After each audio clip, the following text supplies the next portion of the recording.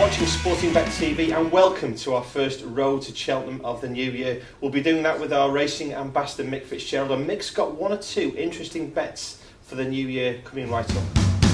Well, Mick, I'm stating the obvious when I say it was a fascinating betting period over the Christmas and New Year time, but we really did see some fantastic horses and a bit of a shake-up in the markets as well for all the Cheltenham races, frankly. Yeah, huge. I'm just surprised. There was that scare about Hurricane Fly. He's still very much on the agenda now after his bit of work at Leopardstown, but there's a couple of horses lurking in there that I think just could be a little bit of value. I know Grand Douai is one you're keen to keep on the right side of, but another horse that I can't help getting away from him, and that's Zarkander.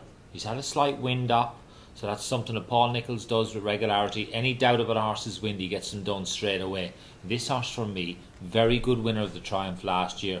I think he's a major player, you know. Okay, couple of interesting views there for Mick. Let's just go over that period though, Mick. Obviously, one of the major ones that we have to look at, Sprinter Sacre. You tipped this up at a big price, took the scalp of Pedlar's Cross very convincingly, betting now 5-2, clear favourite for the Arkle. Pedlar's Cross in there 5-1. Alpha Off, who we'll get onto later, at 13-2. I guess you're sitting pretty with that bet at the moment. I am. I'm very happy with it. He was 13-1, I think, when I managed to get a small few quid on him. But it's never straightforward. The one thing you've got to see is which race is Alpha Off going to go for, because I think he's a major player.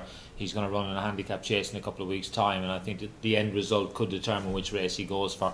Let's not forget, he beat Sprinter Sacre last year at Cheltenham at the Festival in that Supreme. Sprinter Sacre for me is a year stronger, better horse. He's a worthy favourite, but I think it's not value now. Pedlar's Cross, you've got to forgive him that bad run. For me, when he made that mistake, he hurt himself. He never moved with any fluency. So if you're a Pedlar's Cross follower, don't give up. That's an interesting one then. Let's move on to the RSA Chase as well, and stroke the Gold Cup. Now, you've always been on the side of Bobsworth. I know it's 6-1 at the moment for the RSA Chase with Sportingbet. Clearly, Grand Cru deserves to be the favourite, with the biggest price in the industry though about that horse, 7-2. And of course, he enters the fray in the Gold Cup now, 7-1. How does that kind of picture develop in your eyes at the moment? Because it is tricky for punters. I know we're only a couple of months before Cheltenham, but how's that going to unfold? I think it could be an interesting one, and one that could run right to the wire. So if you're a player, you don't know which way to go, because 7-1 looks attractive for the Gold Cup. 7-2, that's you're going Sportingbet on him in the RSA. I think you're mad, because that's a very good price as far as I'm concerned. He's a smart horse, chased home big bucks in the World Hurdle, so he brings top class form at Cheltenham to the table. But Bobsworth is the interesting one. He's another one, brings top class form to the table. Good winner last year of the Albert Bartlett. Didn't cope well with going right-handed at Cheltenham in the Feltham. Barry Garrity got off and said he made a noise.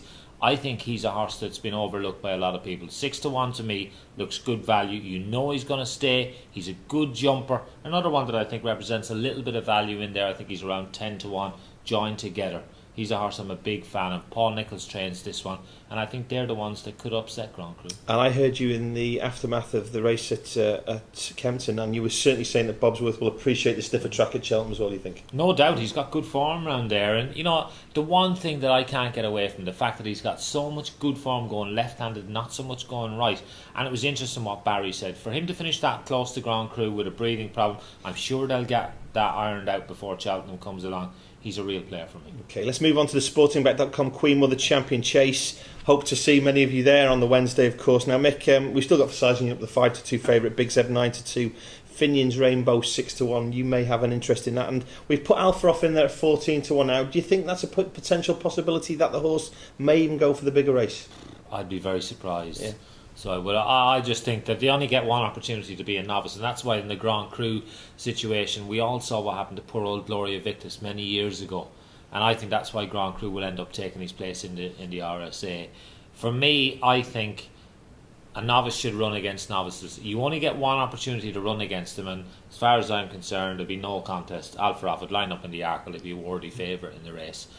The Sportingbet.com Champion Chase, it's looking like it's going to be a great race again. Big Zeb, major player as well. And I just think, size in Europe, he's looked better than ever this year. He's a very worthy favourite, and he's the one they all have to go to get past. Finion's Rainbow was interesting. He made hard work of it at Kempton. Yeah. But Barry Garrity got off me, and he said maybe he needs to step up in trip. He said he was too switched off in that race. So look for Finion's Rainbow to maybe have another start. before definitely confirming himself for this race. And moving on to the blue ribbon events as well, Long Run 5-2 now, Courto Start 4-1, and Grand Cru, would you believe, obviously 7-1 now, the third favourite for the Gold Cup. I mean, just a quick summary of how you saw the King George. I mean, you wouldn't desert Long Run though after that. He's still coming on strong at the end, wasn't he? Definitely not. If you rewind last year's Gold Cup and look at them when they turned in, they were banged together, all three of them, Denman, Courto Star, Long Run, at 3 miles. At 3.25 miles, it was a different result. Long Run strode clear up the hill, and I think they'll be hoping he can do the very same again this year. I think Courto Star has been very much a fairy tale this year. It'll make for a great race, but I think the end result will be the same. I think Long Run will win again. A lot's been made today in the press about poor old Sam Whaley-Cohen. They're saying, what's the story? Are they going to switch to a pro jockey to ride him? Of course they're not. It's all paper talk. It's all rubbish. Sam Whaley-Cohen will ride him. He rides him better than anybody, because we haven't seen anybody else ride him. And for me, it's a no contest. I think it's Long Run's race to lose. Fair enough. And the best prices you can get right now at Sportingbet: 13-2 Grand Douay for the champion hurdle. You can get 8-13 about big bucks as well. And of course, that's 7-2 about Grand Cru in the RSA Chase. Mick, you've done well so far. You're sitting pretty with Sprinter Sacre, but at the moment you're tipping up this one in the champion hurdle. You mentioned it at the start. What's your early tip then for the champion hurdle right now? It's an interesting one, I know. Zarkander. I think his price will tumble, especially if you see him run before the festival. I think if he runs and wins, he'll be half that price at least, and I think he's a real player in the race.